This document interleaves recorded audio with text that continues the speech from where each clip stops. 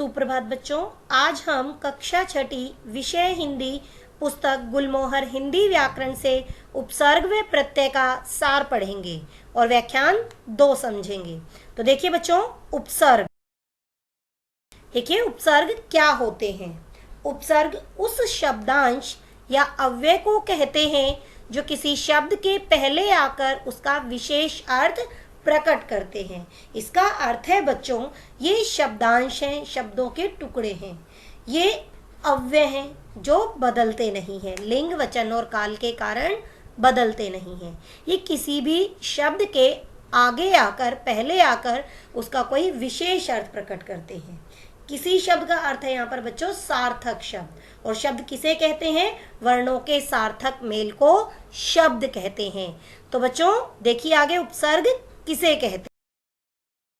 उपसर्ग वे शब्दांश हैं जो शब्द के आरंभ में लगकर उनके अर्थ में परिवर्तन करके नए शब्दों की रचना करते हैं। उपसर्ग वे शब्दांश हैं जो शब्द के आरंभ यानी पहले शुरू में जुड़कर उनके अर्थ में परिवर्तन करके नए शब्दों की रचना करते हैं। तो वे उपसर्ग कहलाते हैं, यानी शुरू में जुड़ते हैं। तो बच्चों यहाँ पर मैंने कुछ उदाहरण दिए हैं, देखिए, जैसे प्रसिद्ध, अभिमान, विनाश, उपकार। तो बच्चों इन चारों शब्दों में उपसर्ग जुड़े हैं और उपसर्ग शब्द में पहले जुड़ते हैं। तो प्रसिद्ध में प्र उपसर्ग है, अभिमान में अभि उपसर्ग है, विनाश में वि उपसर्ग है और उपकार में उप उपसर्ग है। तो बच्चों प्र, अभि, वि और उप जुड़ने से इनके अर्थ में परिवर्तन आ गया है। तो बच्चों प्रसिद्ध होता है विख्यात, अभिमान खुद पर मान करना, विनाश नष्ट करना और उपकार करना होता है भलाई करना। तो बच्चों उपसर्ग वे शब्दांश होते हैं जो किसी शब्द के आरंभ में जुड़कर उसके अर्थ में परिवर्तन ला देते हैं। देखिए बच्चों आगे, उपसर्ग किस प्रकार बना है। देखो, यह दो शब्दों उप जमा सर्ग के योग से बनता है। तो बच्चों उपसर्ग शब्द जो है उप जमा सर्ग दो शब्दों से मिलकर बना है। उप का अर्थ है समीप, निकट या पास, और सर्ग का अर्थ है सृष्टि करना, उत्पन्न करना।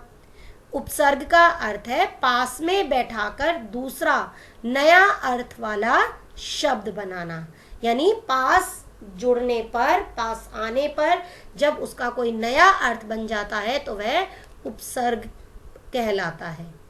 जिस प्रकार हार के पहले प्र उपसर्ग लगा दिया जाए तो एक नया शब्द बन जाता है प्रहार। तो बच्चों हार शब्द के दो अर्थ होते हैं, एक होता है पराजय और दूसरा होता है माला। किंतु जब उनमें प्र जोड़ दिया जाए, उस हार शब्द में प्र जोड़ दिया जाए, यानी प्र उपसर्ग जोड़ दिया जाए, तो बच्चों बन जाता है प्रहार, और प्रहार का अर्थ हो जाता है मारना, यानी उनसे भिन्न अर्थ, अलग कोई विशेष अर्थ। तो दो शब्दों के योग से बना है उपजमा सर्ग। पास आने पर जो उसके शब्द के अर्थ में परिवर्तन ला देते हैं उन्हें उपसर्ग कहते हैं। आगे देखिए बच्चों, उपसर्ग के भेद। मुख्यतः उपसर्ग के 3 भेद हैं, तत्सम, तद्भव और आगत। तत्सम उपसर्ग ये संस्कृत भाषा के उपसर्ग होते हैं बच्चों, यानी वे शब्द जो संस्कृत भाषा से हिंदी भाषा में ज्यों के त्यों बिना किसी बदलाव के ले लिए जाते हैं, उन्हें कहते हैं तत्सम।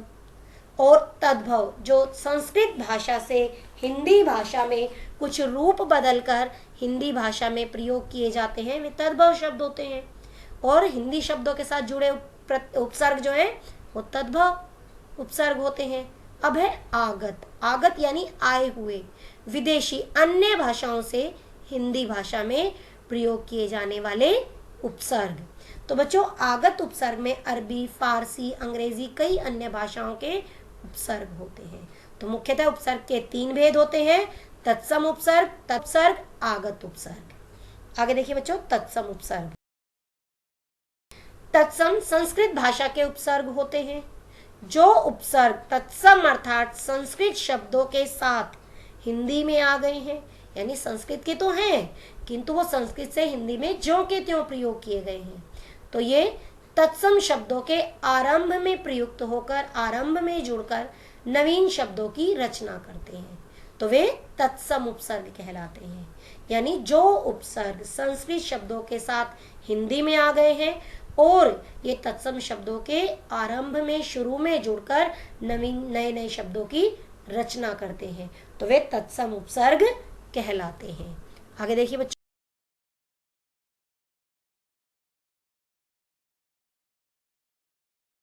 तत्सम यानी संस्कृत के उपसर्ग के कुछ उदाहरण। तो बच्चों यहाँ उपसर्ग है, उनका अर्थ है और उपसर्ग से बने शब्द हैं। तो उपसर्ग है यहाँ पर अति और अर्थ होता है अति का बच्चों अधिक, उपसर्ग से बने शब्द। और जैसा कि मैंने अभी आपको पहले भी बताया है कि उपसर्ग के साथ जो शब्द जुड़ता है बच्चों वो सार्थक होना चाहिए, जो सार्थक नहीं होगा तो उसका अर्थ ही नहीं होगा। तो बच्चों सार्थक शब्द जोड़ने हैं, तो अति उपसर्ग से शब्द बने अत्याचार और अतिरिक्त। अत्याचार होता है किसी पर जुर्म करना और अतिरिक्त होता है अलावा। आगे देखिए बच्चों, अधि उपसर्ग है, इसका अर्थ होता है बच्चों ऊपर या श्रेष्ठ। अधिकरण बच्चों, अधिकरण यहाँ कारक को कहा जाता है, अधिकरण कारक सप्तमी विभक्ति। अधिकार स्थापत्य स्थापित करते यानी अधिकार। अप उपसर्ग है, अप का अर्थ होता है बुरा या अभाव, कमी। तो देखिए उपसर्ग से बने शब्द अपमान और अपशब्द। अपमान बेइज्जती और अपशब्द बुरे शब्द। अ उपसर्ग, इसका अर्थ होता है अभाव या कमी। तो बच्चों अ उपसर्ग जोड़ने से कई बार उसके विलोम अर्थ प्रकट होते हैं शब्द के।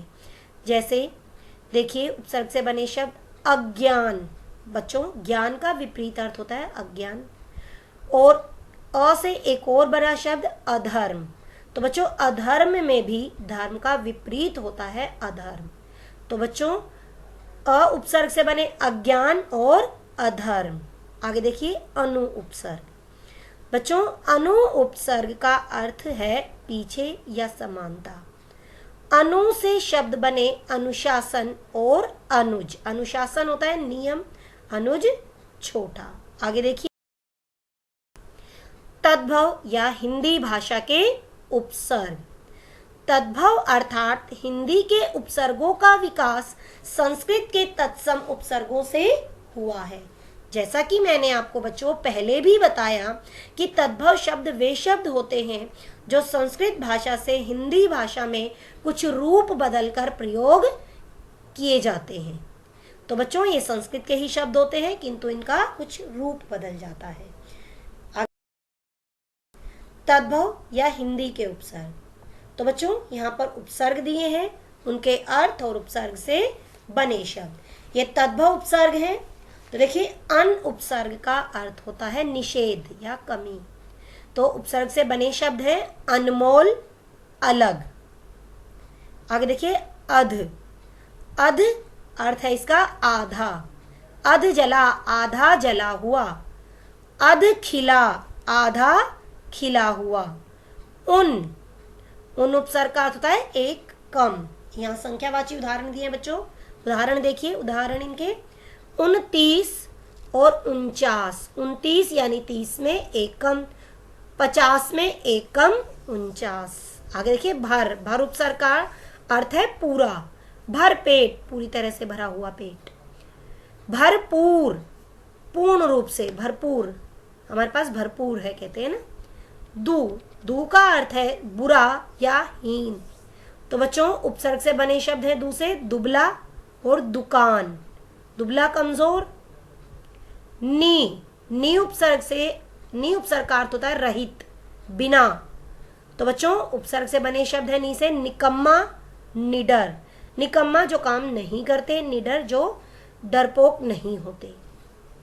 आगे देखिए बच्चों आगत या अंग्रेजी या उर्दू या अरबी के उपसर्ग, यानी हमारी अन्य भाषाओं से हिंदी भाषा में जो कुछ रच बस गए हैं उन उपसर्गों को आगत उपसर्ग कहा जाता है। बच्चों यहाँ पर अंग्रेजी के उपसर्ग के उदाहरण दिए हैं। देखिए सब उपसर्ग अर्थ है अधीन, यानी किसी के अधीन, नीचे काम करना। सब इंस्पेक्टर, इंस्पेक्टर से निचले पद पर जो होते हैं उन्हें कहते हैं वहां पर सब इंस्पेक्टर। डिप्टी, डिप्टी का अर्थ है यहाँ सहायक। डिप्टी कलेक्टर, वाइस सहायक, वाइस चांसलर। जनरल, जनरल का अर्थ होता है प्रधान, उपसर्ग से बने शब्द है जनरल मैनेजर। चीफ, चीफ का अर्थ होता है प्रमुख, उपसर्ग से बने शब्द है चीफ मिनिस्टर। हेड, हेड मुख्य, उपसर्ग से बने शब्द में है हेड मास्टर। आगे देखिए बच्चों, आगत या उर्दू के उपसर्ग। तो बच्चों उपसर्ग, अर्थ और उपसर्ग से बने शब्द। ला उपसर्ग, तो बच्चों अर्थ है बिना और उपसर्ग से बने शब्द है लाचार और लाजवाब। लाचार मजबूर। बद का अर्थ होता है बुरा और उपसर्ग से बने शब्द है बदसूरत, बदनाम। बे उपसर्ग से अर्थ हुआ बिना और इससे बने शब्द है बेकाम, बेअसर। कम, थोड़ा या हीन, तो उपसर्ग से बने शब्द हुए कमजोर, कम दिमाग। कमजोर जो दुबले पतले हैं। गैर, के बिना या निषेध। गैर कानूनी, गैर जरूरी, गैर जरूरी। तो बच्चों देखिए कुछ स्मरणीय बिंदु, यानी याद रखने योग्य बातें। उपसर्ग शब्दांश होते हैं, शब्द नहीं। ये स्वतंत्र रूप से वाक्य में प्रयुक्त नहीं होते, यानी ये स्वतंत्र रूप से वाक्य में प्रयोग नहीं किए जा सकते, ये हमेशा शब्दों के साथ लगते हैं। आगे देखिए, उपसर्गों से नवीन शब्दों की रचना होती है, यानी उपसर्गों के द्वारा नए नए शब्दों की रचना होती है, नए नए शब्द बनते हैं। स्वतंत्र रूप से इनका कोई अपना महत्व नहीं होता। उपसर्ग शब्दों के आरंभ में जुड़ते।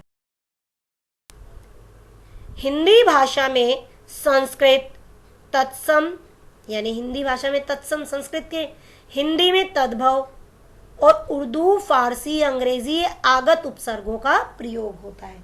तो हिंदी भाषा में संस्कृत के और अपने हिंदी के, और उर्दू, फारसी, अंग्रेजी अन्य भाषाओं के शब्दों का, यानी अन्य भाषाओं के शब्दों के उपसर्गों का प्रयोग होता है।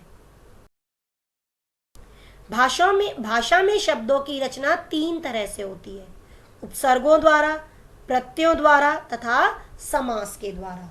यानी भाषा में शब्द जो है तीन तरह से बनते हैं, उपसर्गों के द्वारा, प्रत्यय के द्वारा और समास के द्वारा। अब देखिए प्रत्यय, जैसा कि मैंने पिछले व्याख्यान में भी आपको बताया था, प्रत्यय वे शब्दांश हैं जो शब्द के अंत में आकर उसके अर्थ में परिवर्तन करके नए शब्दों की रचना करते हैं। तो बच्चों वे शब्दांश जो शब्द के अंत में आकर उसके अर्थ में परिवर्तन करके नए शब्दों की रचना करते हैं, उन्हें प्रत्यय कहते हैं। तो बच्चों ये शब्द के अंत में लगते। प्रत्यय, उपसर्गों की तरह प्रत्यय भी भाषा की लघुतम अर्थवान इकाइयां हैं, जो शब्द के अंत में लगकर नए नए शब्द बनाते हैं। ये लघुतम यानी छोटी छोटी इकाइयां, छोटे छोटे शब्दांश हैं जो शब्द के अंत में लगकर नए शब्द बनाते हैं। जैसे राष्ट्र जमा ईय प्रत्यय जुड़ा राष्ट्र में तो बन गया राष्ट्रीय। गुण में वान प्रत्यय जुड़ा तो बन गया गुणवान। चोर में नी प्रत्यय जुड़ा तो बन गया चोरनी। अब देखिए कुछ आवश्यक बातें। ये शब्द के अंत में जुड़कर नया शब्द बनाते हैं, यानी प्रत्यय शब्द के अंत में जुड़कर नया शब्द बनाते हैं। भाषा में इनका भी प्रयोग स्वतंत्र रूप से नहीं होता, यानी ये भी शब्दांश होते हैं, शब्द के अंत में जुड़ते हैं। प्रत्यय के प्रकार मुख्यतः दो प्रकार होते हैं, किंतु यहाँ तीन को मान्य किया गया है। देखिए, कृत प्रत्यय जो क्रिया के साथ जुड़ते हैं या धातु रूपों के साथ जुड़ते हैं। क्रिया हिंदी में और संस्कृत में धातु होती है और क्रिया के मूल रूप को धातु कहते हैं। दूसरा है भेद तद्धित प्रत्यय, जो संज्ञा, सर्वनाम, विशेषण और अव्यय शब्दों के अंत में लगते हैं। आगत या विदेशी प्रत्यय जो अन्य भाषाओं की शब्दों के अंत में जुड़ते हैं। कृत प्रत्यय वे प्रत्यय जो क्रिया या धातु रूप के साथ जुड़कर संज्ञा व विशेषण आदि शब्दों की रचना करते हैं। कृत प्रत्यय वे प्रत्यय हैं जो क्रिया या धातु रूप के साथ जुड़कर संज्ञा व विशेषण आदि नए शब्दों की रचना करते हैं। तद्धित प्रत्यय ये प्रत्यय क्रिया के अलावा अन्य शब्दों जैसे संज्ञा, सर्वनाम, विशेषण व अव्यय आदि में लगते हैं, प्राय संज्ञा या विशेषण बनाते हैं। तो बच्चों मुख्यतः ये संज्ञा, सर्वनाम, विशेषण और अव्यय शब्दों के अंत में लगते हैं और ऐसे प्रत्यय तद्धित प्रत्यय कहलाते हैं। जैसे चोर जमा ई से बना चोरी, धन जमा वान से बना धनवान, कला जमा कार से बना कलाकार। आगे देखिए कृत प्रत्यय के कुछ उदाहरण। तो यहाँ पर प्रत्यय, फिर धातु यानी क्रिया या धातु और शब्द दिए हैं। अक प्रत्यय और क्रिया या धातु चल और पट है। तो बच्चों चल और पट के साथ जब हम अक प्रत्यय जोड़ते हैं तो बनता है चालक और पाठक। चालक चलने वाला, पाठक पढ़ने वाला। अक्कड़ प्रत्यय है और क्रिया या धातु रूप है यहाँ पर भूल और घूम। तो भूल में जब अक्कड़ जोड़ते हैं तो बनता है भुलक्कड़ और घूम में जब अक्कड़ जोड़ते हैं तो बनता है घुमक्कड़। भुलक्कड़ भूलने वाला, घुमक्कड़ जो बहुत अधिक घूमता है। आकू प्रत्यय यहाँ पर धातु है पढ़ और लड़। पढ़ में आकू और लड़ में आकू प्रत्यय जोड़ने पर शब्द बनते हैं पढ़ाकू और लड़ाकू। दार प्रत्यय तो बच्चों दार प्रत्यय जब धातु या क्रिया लेना और देना शब्द के साथ जुड़ते हैं तो बनता है लेनदार और देनदार। लेनदार लेने वाला, देनदार देने वाला। आक प्रत्यय ये तैर धातु या क्रिया शब्द के साथ जुड़ेगा तो बनेगा तैराक, तैरने वाला। कुशल कहते हैं ना, कुशल तैराक है तो निपुण है अपनी तैराकी में, तैरने में। आगे देखिए कुछ और। देखिए बच्चों कृत प्रत्यय के कुछ और उदाहरण देखिए। जैसे यहाँ पर दिया है ना। ना प्रत्यय धातु और क्रिया शब्द है यहाँ पर पढ़ और लिख। जब पढ़ और लिख में हम ना प्रत्यय जोड़ेंगे तो बनेगा पढ़ना और लिखना। आगे देखिए बच्चों आ प्रत्यय। आ प्रत्यय यहाँ क्रिया शब्द, धातु शब्द यहाँ पर है भूल और झूल। भूल और झूल में जब आ प्रत्यय जोड़ेंगे तो बनेगा भूला और झूला। आगे देखिए आई प्रत्यय। बच्चों जैसा कि मैं पहले भी बता चुकी हूं कि आई प्रत्यय में आई जुड़ता है और ई प्रत्यय में केवल बड़ी की मात्रा। तो आई प्रत्यय में क्रिया और धातु यहाँ पर है लिख और चढ़। तो लिख में आई जोड़ा तो बन गया लिखाई, चढ़ में आई जोड़ा हमने तो बन गया चढ़ाई। आगे देखिए बच्चों आवट प्रत्यय। जब हम क्रिया शब्द सज और बन में आवट प्रत्यय जोड़ेंगे तो शब्द बनेगा सजावट और बनावट। आगे देखिए प्यारे बच्चों ई। अब देखिए क्रिया शब्द है यहाँ पर बोल और हंस। तो बोल में ई प्रत्यय जोड़ा तो बन गया बोली, हंस में ई प्रत्यय जोड़ा तो बन गया हंसी। अभी मैंने आपको बताया था ई प्रत्यय में बड़ी की मात्रा का प्रयोग करेंगे। आगे देखिए आन प्रत्यय। आन प्रत्यय जब हम क्रिया शब्द उड़ और मिल में जोड़ते हैं तो बनता है उड़ान और मिलान। आगे देखिए बच्चों आव प्रत्यय। जब हम बह और बच क्रिया शब्द में आव प्रत्यय जोड़ेंगे तो बनेगा बहाव और बचाव। बच्चों ये सभी कृत प्रत्यय के उदाहरण हैं और कृत प्रत्यय हमेशा क्रिया शब्द के अंत में लगते हैं। क्रिया जैसे पढ़ना, पढ़, लिख, हंस, बोल, गा, नाच, ये सभी क्या है क्रिया शब्द और क्रिया शब्द के अंत में लगते हैं कृत प्रत्यय। तद्धित प्रत्यय और उनके कुछ उदाहरण। तो बच्चों जैसा कि मैंने बताया था कि तद्धित प्रत्यय हमेशा संज्ञा, सर्वनाम, विशेषण और अव्यय शब्दों के अंत में लगते हैं। तो बच्चों यहाँ प्रत्यय है, मूल शब्द है और उनसे बने नए शब्द हैं। तो यहाँ पर प्रत्यय है एरा और मूल शब्द है लूट और सांप। लूट में एरा जोड़ने पर बना लुटेरा, सांप में एरा जोड़ने पर बना सपेरा। आगे है आर प्रत्यय, मूल शब्द है लोहा और सोना, तो लोहा और सोना में आर प्रत्यय जोड़ने पर बनता है लुहार और सुनार। आगे देखिए बच्चों, वान प्रत्यय। वान प्रत्यय जब हम मूल शब्द धन और गुण में जोड़ेंगे तो बनेगा धनवान और गुणवान। इया प्रत्यय, इया प्रत्यय जब मूल शब्द मुख और रसोई में जोड़ते हैं बच्चों तो बनता है मुखिया और रसोईया।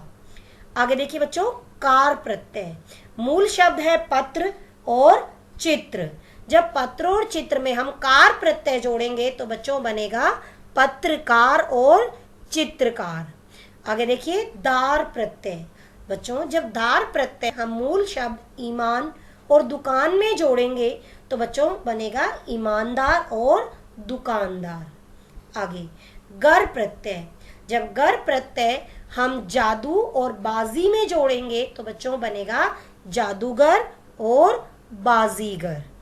आगे देखिए बच्चों, यह है विदेशी प्रत्यय और उनके कुछ उदाहरण। प्रत्यय है आना, मूल शब्द है साल और इससे बना शब्द हुआ सालाना, सालाना होता है वार्षिक। आगे है नाक प्रत्यय और मूल शब्द है खतरा, खतरा से नया शब्द बना यहाँ नाक प्रत्यय जोड़ने पर खतरनाक। बाज प्रत्यय जब हम धोखा में जोड़ेंगे तो बच्चों बनेगा धोखेबाज। मंद जब प्रत्यय हम दौलत में जोड़ेंगे तो बनेगा दौलतमंद, पैसे वाला। गर प्रत्यय यदि हम सौदा मूल शब्द में जोड़ेंगे तो बनेगा सौदागर। आगे देखिए बच्चों, कुछ याद रखने योग्य बातें यानी स्मरणीय बिंदु। प्रत्यय भी शब्दों के अंश होते हैं, शब्द नहीं। इनका प्रयोग स्वतंत्र रूप से नहीं किया जा सकता, ये हमेशा शब्द के साथ जुड़ते हैं। प्रत्यय शब्द के अंत में जुड़कर नया शब्द बनाते हैं और हिंदी में मुख्यतः दो प्रकार के प्रत्यय मिलते हैं, कृत प्रत्यय और तद्धित प्रत्यय। आगे देखिए, उपसर्ग और प्रत्यय में अंतर। तो अब हमने उपसर्ग भी पढ़ लिया बच्चों, पाठ और प्रत्यय भी। अब प्रश्न उठता है कि उपसर्ग और प्रत्यय में क्या अंतर है। तो बच्चों उपसर्ग वे शब्दांश हैं जो शब्द के आरंभ में जुड़कर उनके अर्थ में परिवर्तन लाते हैं, जबकि प्रत्यय वे शब्दांश हैं जो शब्द के अंत में जुड़कर उनके अर्थ में परिवर्तन लाते हैं। यानी उपसर्ग हमेशा शब्द के आरंभ में जुड़ते हैं और प्रत्यय हमेशा शब्द के अंत में जुड़ते हैं। तो देखिए बच्चों, कुछ अभ्यास कार्य। प्रश्न 1, अनु उपसर्ग जोड़कर 5 नए शब्द बनाएं। तो अनु से शब्द बने अनुसार, अनुवाद, अनुभव, अनुसूचित, अनुमान। प्रश्न 2 है आपका, निम्नलिखित उपसर्गों से 2-2 शब्द बनाएं। तो अप और प्रह, प्रह और अप से 2 शब्द बनेंगे अपकार और अपमान। प्र से 2 शब्द बनेंगे प्रकार और प्रहार। प्रश्न 3, दिए गए शब्दों में से प्रत्यय अलग कीजिए। यहाँ शब्द है भुलक्कड़, में इसमें प्रत्यय है बच्चों अक्कड़। भूल मूल शब्द है और इसमें अक्कड़ प्रत्यय जुड़ी है। अब शेरनी में नी प्रत्यय जुड़ा है, मिलावट में आवट प्रत्यय। अगला प्रश्न है प्रत्यय जोड़कर शब्द बनाएं। यानी प्रत्यय जोड़कर शब्द बनाना है तो ईमान जमा दार से शब्द बनेगा ईमानदार, रोज जमा आना से बनेगा रोजाना, मोटा जमा पा से बनेगा मोटापा, धन जमा वान से बनेगा धनवान। तो धन जमा वान से बनेगा धनवान। तो बच्चों आपका गृह कार्य था पिछला, प्रत्यय किसे कहते हैं, प्रत्यय मूल शब्दों में कहाँ जुड़ते हैं, निम्नलिखित शब्दों में से प्रत्यय अलग कीजिए और दिए गए प्रत्ययों से शब्द बनाएं। तो देखिए बच्चों इनके उत्तर। प्रश्न 1 का उत्तर, वे शब्दांश जो शब्द के अंत में जुड़कर उसके अर्थ में परिवर्तन करके नए शब्दों की रचना करते हैं उन्हें प्रत्यय कहते हैं। तो बच्चों यह है प्रश्न 1 का उत्तर। अब देखिए उत्तर नंबर 2। प्रत्यय मूल शब्दों में कहाँ जुड़ते हैं? प्रश्न ये था। तो प्रत्यय मूल शब्दों के अंत में जुड़ते हैं। अगला प्रश्न था कि प्रत्यय अलग अलग कीजिए। तो दयालु में दया जमा आलू, आलू प्रत्यय जुड़ा है। दूध वाला में दूध जमा वाला, वाला प्रत्यय है। मानवता, मानव जमा ता बना। सौदागर में सौदा जमा गर बना। तो बच्चों इस तरह मूल शब्द और प्रत्यय अलग हो गए। दयालु में दया जमा आलू बना, दूध वाला में दूध जमा वाला, और मानवता में मानव जमा ता, और सौदागर में सौदा जमा गर। अगला प्रश्न था कि प्रत्यय जोड़कर नए शब्द बनाइए। तो ना से बना पढ़ना, दार से बना दुकानदार, ईन से बना रंगीन, ता से बना लिखता, आव से बना बहाव। तो बच्चों आपका